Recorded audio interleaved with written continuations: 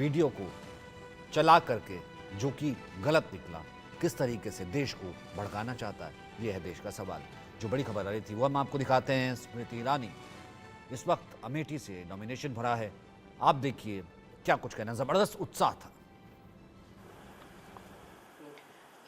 केंद्रीय मंत्री स्मृति ईरानी और भारतीय जनता पार्टी से प्रत्याशी इस वक्त मौजूद हैं हमारे साथ। आज उन्होंने फाइनली नॉमिनेशन फाइल कर दिया है। सबसे पहले बहुत बहुत बधाई आपको स्मृति। धन्यवाद। आज जो काफिला दिखा हमें, इससे हम ये तो मान लें स्मृति जी कि 19 में जो जीत है वो काफ़ी एड ऑन होने वाली है 24 में। निश्चित रूप से देखिए, तपती धूप में लोगों का बाहर निकलना, सतत 3 किलोमीटर संग चलना और वो भी 2 घंटे अपने आप में इस बात का संकेत है कि जनता के सानिध्य में हम ये चुनाव लड़ रहे हैं, जनता के सहयोग से ये चुनाव लड़ रहे हैं।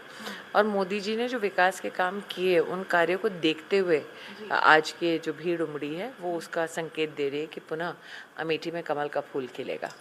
जिस तरीके से काम है, क्योंकि लास्ट 5 ईयर से आप यहाँ पर हैं, आप जो काम कर रहे हैं विकास के काम, वो 15 साल में नहीं हुए। और हम क्योंकि अमेठी में जनता के बीच हैं तो उनके ऐसी बातें हमने सुनी हैं। तो आप भी क्योंकि रही हैं, कल भी आप अचानक से रात में निकल गई और सब लोग एकदम सरप्राइज हो गए थे कि स्मृति ईरानी आ गई हमारे बीच में। इस तरह के काम है तो आप उनका एक माइंड रीड कर सकती हैं यहाँ की जनता का, वो क्या कह रही हैं। नहीं, ऐसा नहीं है। देखिए, मैं कल मोहन जी की आज रोड शो होने वाली थी, तो तैयारी में संगठन का एक स्वभाव रहता है कि खुद मुआयना करो और खुद संगठन के कार्यों को आगे बढ़ाओ। तो ऐसा नहीं है कि मैं प्रचार में निकली थी, मैं मुआयना करने निकली थी। और चूंकि सभी कार्यकर्ता संग थे तो सब अपने अपने वाहन में थे।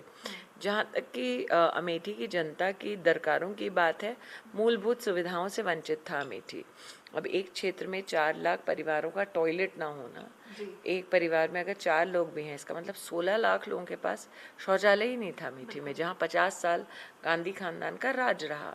तो मेरे लिए पहले के 5 साल मूलभूत सुविधाएं देने का 5 साल थे और उसमें से 2 साल तो कोरोना रहे। तो 2 सालों में आप अगर देखें मेरा इतिहास, तो मैं यहाँ पर गांव-गांव घूमी भी थी जब मौत मंडरा रही थी। तो लोगों का ये कहना है कि दीदी कम से कम आप थी तो, अगर राहुल जी होते तो ना आते, ना हमको मुफ्त का अनाज मिलता, ना मुफ्त की वैक्सीन संभव हो पाती। वैक्सीन ही हिंदुस्तान में संभव नहीं हो पाती क्योंकि उनका रुझान विदेशी वैक्सीन के प्रति था। लगातार लोग कह रहे हैं कि गांधी परिवार की परंपरागत सीट है, उनका घर है। तो हमारा एक सवाल ये भी उनसे था कि अगर घर है तो घर में मौजूदगी तो होनी जाहिर सी बात है, लेकिन जिस तरीके से आपको एक पॉजिटिव रिस्पांस मिला, 2014 की अगर हम बात करें तो आप कांग्रेस पे सवाल करती थी, लेकिन इस बार आप जवाबदेही थी। तो रिपोर्ट कार्ड बहुत ही लंबा है। लगातार मैं चाहती हूँ कि जो भी कांग्रेस का प्रत्याशी आए वो चुने कौन से चैनल पे उनको मुझसे जवाब चाहिए, वो चैनल चुने, वो रिपोर्टर भी चुन लें, मैं आ जाऊँगी। तो चैलेंज बिल्कुल दे रही हैं यहाँ पर स्मृति ईरानी।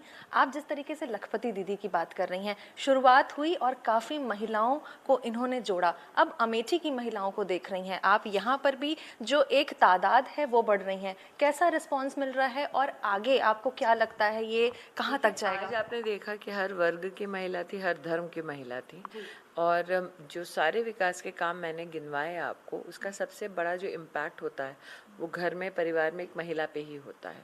इसलिए मैं पूर्ण रूप से संतुष्ट हूँ कि हमने जो जो जनता से वादा किया वो हमने पूरा किया। निश्चित रूप से आने वाले 5 सालों में मेरा संकल्प है, मोदी जी जो लखपति दीदी की बात करते हैं कि यहाँ 50,000 लखपति दीदी बने।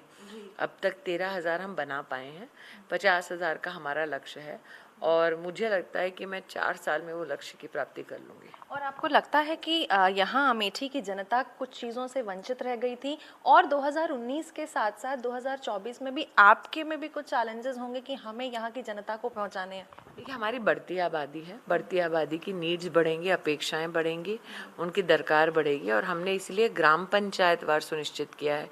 कहाँ क्या बनना बाकी है या कहाँ क्या नया बनना वो चाहते हैं, उसमें हम ग्राम सभा पूरी बुलाते हैं, सारी जनता से मिलते हैं खुले आसमान के नीचे, सबसे कहते हैं कि जिसकी जो इच्छा है सब बोलें, सबकी सहमति बने उस एक विषय पे, फिर वो काम होता है। तो ये चलन मेरा करीबन 5 साल से एज अ सांसद चल ही रहा है। तो क्योंकि मैं जब सार्वजनिक सभा में बैठ के जनता का ही निर्णय करवाती हूँ, फिर उसको नियमानुसार जिला प्रशासन को देती हूँ। तो दोनों के समन्वय से अब तक काम कर पाए हैं, आगे भी वही करेंगे। आरक्षण के मुद्दे उठते हैं, ये कहा जाता है विरासत प्रॉपर्टी, विरासत टैक्स की बातें होती हैं। क्या लगता है आपको ये जेन्युइन मुद्दे हैं जिससे जनता वाकई में? कांग्रेस की एक हिस्ट्री रही है, एक इतिहास रहा है लूटने का। पहले जनता की तिजोरी लूट रहे थे, अब जनता की सीधे जेब पे नजर है।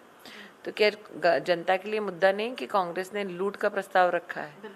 और अगर लूट का प्रस्ताव रखा है तो लूट का पैसा देंगे किसको? कांग्रेस ने कहा हम एक विशेष वर्ग को पैसा देंगे। तो क्या ये जनता के लिए चिंता का विषय नहीं है कि जहाँ जहाँ अभी वर्तमान में कांग्रेस की प्रदेश की सरकारें हैं, वहाँ जनता का क्या हश्र हो रहा है? कर्नाटक में पिछड़ों का आरक्षण उठा के उन्होंने दे दिया है मुस्लिम समाज को, लेकिन मुस्लिम को पिछड़ा बना दिया है, पूरी की पूरी मुस्लिम कौम को पिछड़ा बना दिया है। अगर आपने कुरान पढ़ी हो कभी, उसमें कोई कास्ट लिखे नहीं है, तो इसका मतलब आप कुरान का भी अपमान कर रहे हो। हिंदू में जो ओबीसी हैं उनके आरक्षण का भी हनन कर रहे हो। तो ऐसे में ये एक्सपेक्ट करना कि अरे हम कर रहे हैं लेकिन तुम बोलो मत, आक्रोशित मत हो, ये कैसे संभव है? एक आखिरी सवाल स्मृति आपसे मेरा ये है कि लास्ट 2 फेजेस में परसेंटेज थोड़ा सा कम रहा, और ये कम परसेंटेज पॉजिटिव नेगेटिव दोनों के उससे देखा जा सकता है। तो थर्ड फेज में आप जनता से क्या अपील करना चाहेंगी? ठीक है, गर्मी है, सब कुछ है। मैं वही कहूँगी जो आपके यहाँ पे खबर के नीचे लिखा है, सबसे पहले देश। तो अगर आपके लिए सबसे पहले देश है, जाकर वोट कीजिए। बहुत शुक्रिया हमसे बात करने के लिए, and congratulation once again. Thank you. तो ये थी केंद्रीय मंत्री और भारतीय जनता पार्टी से कैंडिडेट स्मृति ईरानी। अमेठी से वीडियो जर्नलिस्ट अर्शद के साथ मैं निकिता सरीन, इंडिया न्यूज़ के लिए।